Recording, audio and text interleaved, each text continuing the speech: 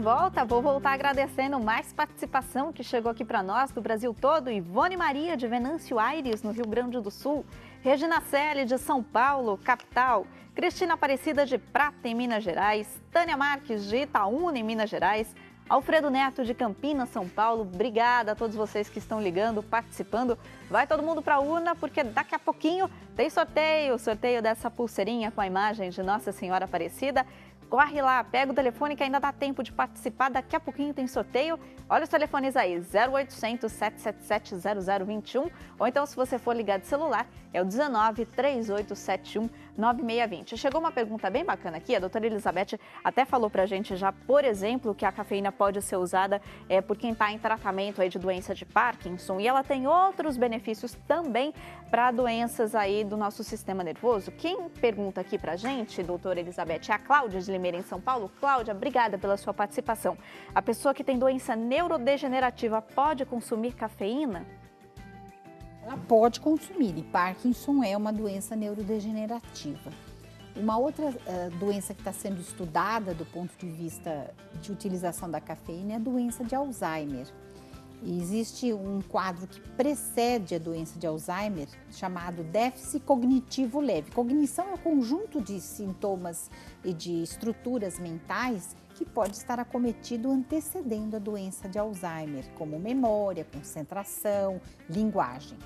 As pessoas que têm um déficit cognitivo leve, não têm Alzheimer, as que consomem cafeína, isso é um estudo feito retrospectivamente, isto é, analisando essas pessoas no momento da vida delas, o que se vê é que as que consomem cafeína regularmente, em torno de 300 miligramas por dia, apresentaram menor incidência de conversão para a doença de Alzheimer. Elas permaneceram como déficit cognitivo. Isso é um consumo regular, né, doutora? Ao longo regular da vida. Não adianta começar a tomar café hoje desesperadamente. Sim. Ajuda sim, também? Porque o déficit cognitivo leve é um diagnóstico. É mesmo? Não necessariamente ele vai se converter para Alzheimer.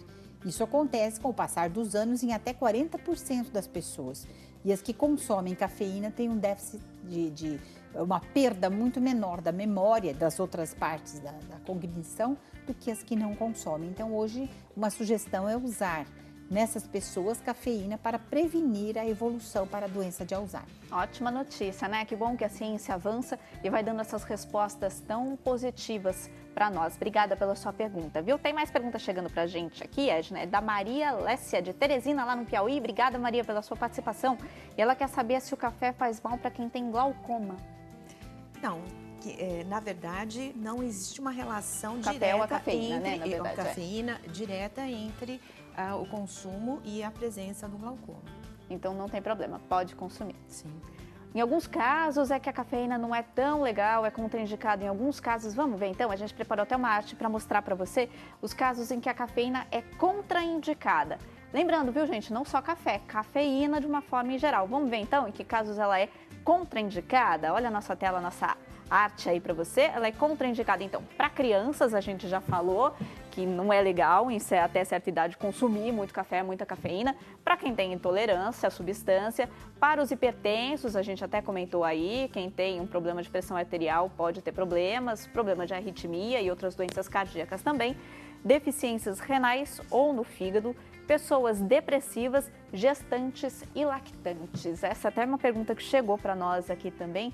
Gestante não pode consumir, então, ou deve reduzir o consumo de cafeína? Não precisa se privar, mas é interessante reduzir sim o consumo durante o período da gestação. E mais ainda, depois, quando ela tiver o bebê, estiver amamentando, lembrar que a cafeína é uma substância que pode passar sim pelo leite materno e alterar o padrão de sono e de irritabilidade no bebê. Então não é legal, né? É melhor não. Reduzir, tudo vai, lembrando que tudo que a consumo. mãe consome vai para o leite e aí pode ir para a criança também. O que me chamou a atenção ali também, doutora Elizabeth, para pessoas depressivas, a gente está falando que a cafeína pode dar aquela animada, pode fazer o dia ficar melhor. Por que para pessoas com depressão ela não é indicada? Pelo contrário, o índice de depressão, principalmente nas mulheres que usam doses boas de cafeína, é muito menor. Elas têm menos depressão do que as que não usam, tá? Então, muitas vezes a pessoa confunde depressão com ansiedade. É eu comum acho que isso. Então, é o mais pra ansioso... ansiedade, exatamente. que não é legal. A depressão dá Exatamente. Para a depressão é bom, né? Então, quem é ansioso ou tem muita irritabilidade, aí não. sim tem que tomar cuidado, não é? Exatamente. E outra coisa que foi dita aqui é para a insuficiência hepática. Hoje tem pesquisas mostrando que pessoas com cirrose hepática têm menor incidência de câncer no fígado quando consomem a cafeína.